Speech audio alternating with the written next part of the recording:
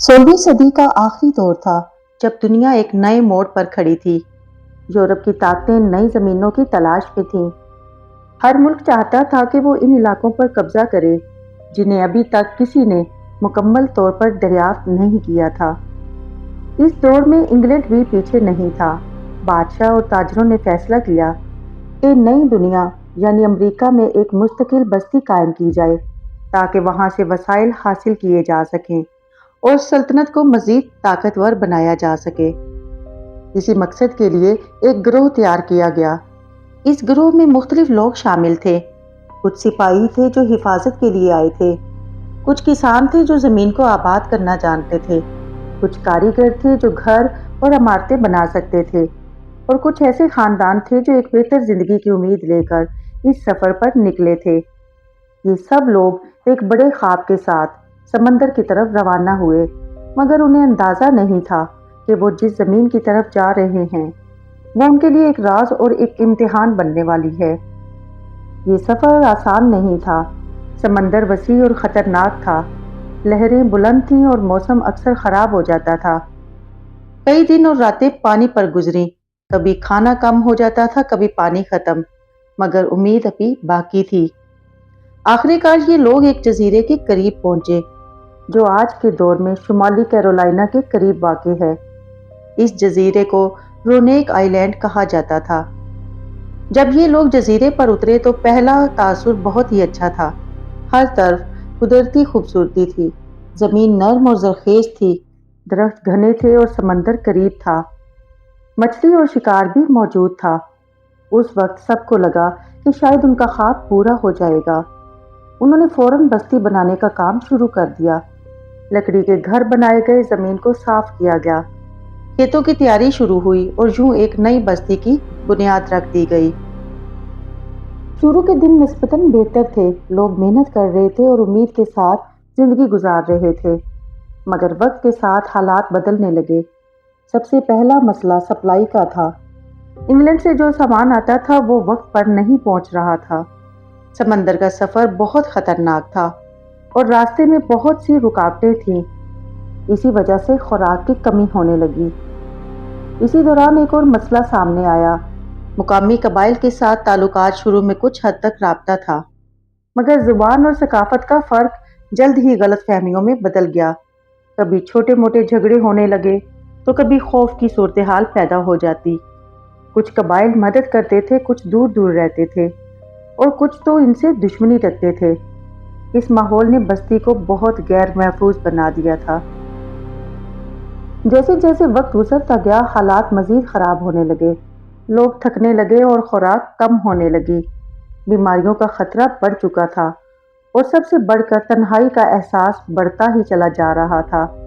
وہ لوگ ایک ایسے جزیرے پر تھے جہاں نہ تو مکمل طور پر کہیں سے مدد آ رہی تھی اور نہ ہی مکمل طور پر انہیں کوئی تحفظ حاصل تھا۔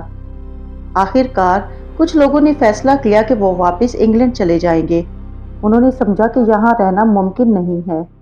وہ واپس چلے گئے، مگر کچھ لوگ اب بھی وہیں رک گئے۔ ان کا ماننا تھا کہ اگر وہ کوشش کریں تو اس زمین کو اپنا گھر بنا سکتے ہیں۔ یہی وہ لمحہ تھا جب اس کہانی کا رخ بدل گیا۔ کچھ وقت تک سب خاموش رہا، پھر ایک دن سب کچھ بدل گیا۔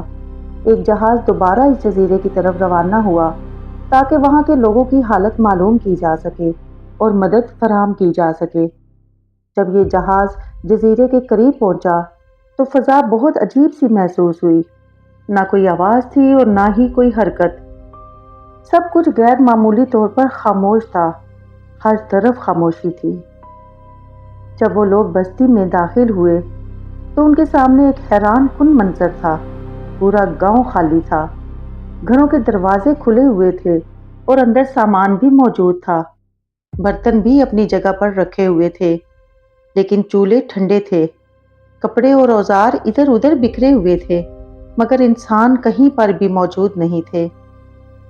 ایسا لگ رہا تھا جیسے لوگ اچانک اپنی روزمرہ زندگی کو چھوڑ کر کہیں چلے گئے ہوں۔ کسی بھی قسم کی لڑائی کے آثار بھی موجود نہیں تھے، نہ ہی خون بہا تھا اور نہ ہی کوئی تباہی مچی ہوئی تھی۔ نہ کوئی جلنے کے نشان تھے، نہ کسی حملے کے شواہد۔ یہ بات سب سے زیادہ حیران کن تھی۔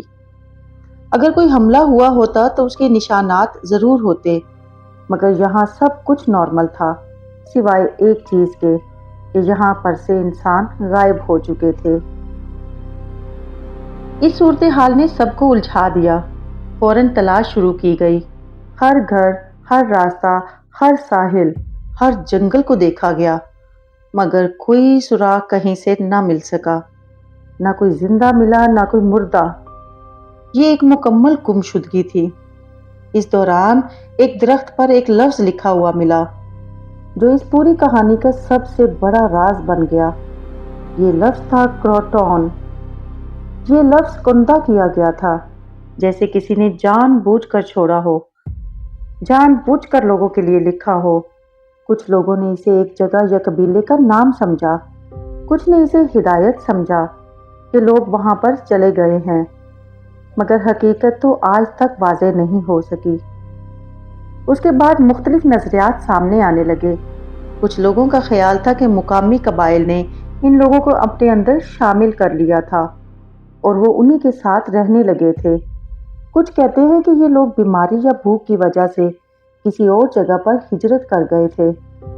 کچھ مورخین کا خیال ہے کہ یہ ایک منظم نقل مکانی تھی، مگر اس کا کوئی بھی ریکارڈ باقی نہیں بچا۔ کچھ لوگ اسے کسی قدرتی آفت سے جوڑتے ہیں، مگر وہاں تباہی کے آثار بھی موجود نہیں تھے۔